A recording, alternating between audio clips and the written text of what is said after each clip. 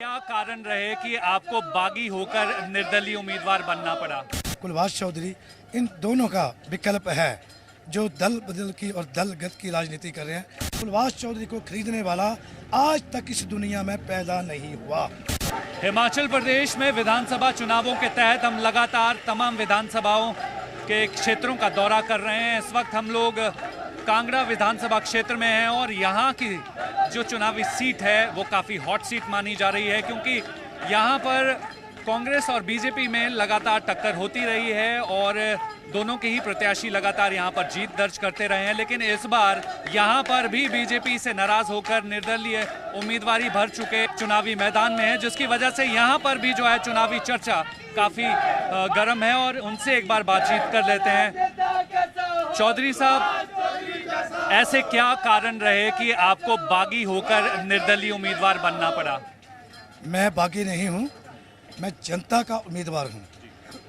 मैं कोई किसी पार्टी से भागा नहीं हूँ कि मैं त्याग पत्र नहीं दिया।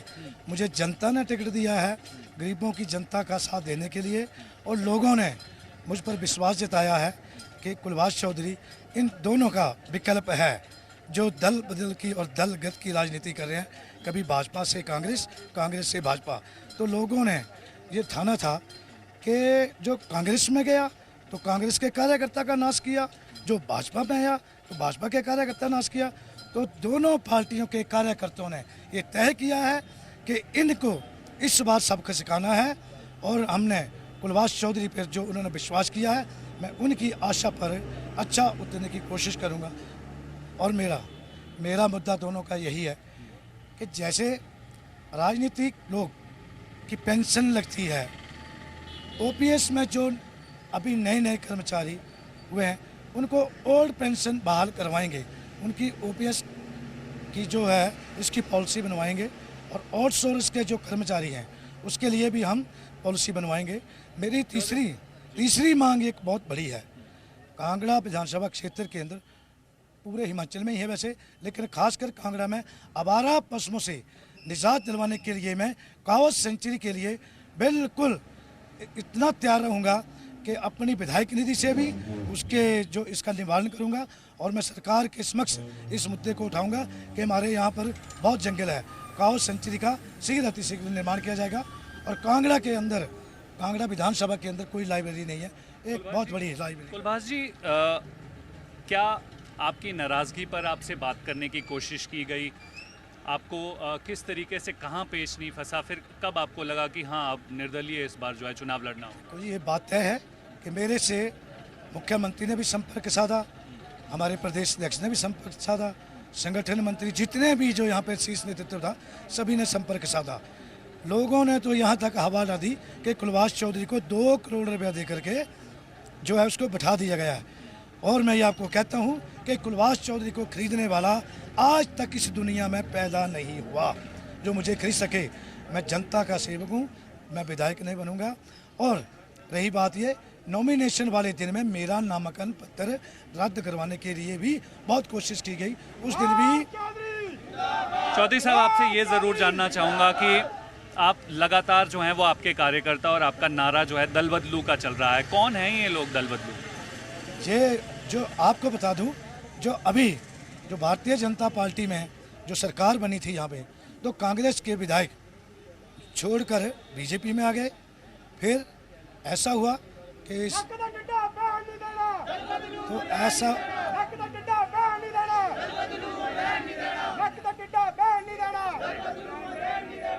ऐसा हुआ है कि ये नेता कपड़ों की तरह पार्टियां बदलते हैं। जैसे मान लिया प्रत्याशी ने आज़ाद तौर पे चुनाव लड़ा, चलो वो जनता की भलाई के लिए कांग्रेस में गया, उसको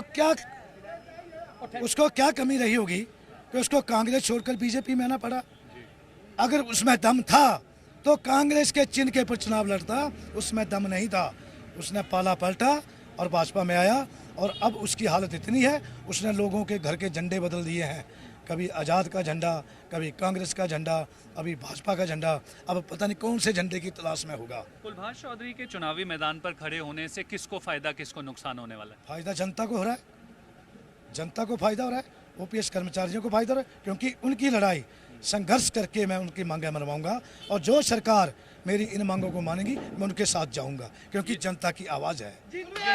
यही इसी पर मेरा आखिरी सवाल आपसे ये है कि जब चुनावी रण में जब फैसला आएगा, आपके फेवर में अगर आता है, तो कुलभाष चौधरी किसके साथ होंगे?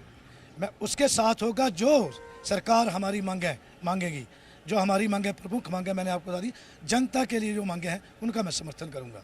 जी, मीडिया से बात करने के लिए कुलभाष चौधरी जी बहुत बहुत धन्यवाद। तो ये आप देख सकते हैं कि इस वक्त हम लोग कांगड़ा विधानसभा क्षेत्र में हैं और कुलभाष चौधरी से हम जानने की कोशिश कर रहे थे कि उनके बागी होने की इस विधानसभा क्षेत्र में क्या ऐसी वजह रही है। कई सारे ऐसे बड़े आरोप जो है कुलभाष चौधरी की तरफ से लगाए गए, तो जाहिर तौर पर इसी को लेकर ये विधानसभा क्षेत्र की जो सीट है वो भी हॉट सीट मानी जा रही। कैमरा पर्सन तेजेंद्र के साथ संदीप सिंह, जी मीडिया, कांगड़ा, हिमाचल प्रदेश।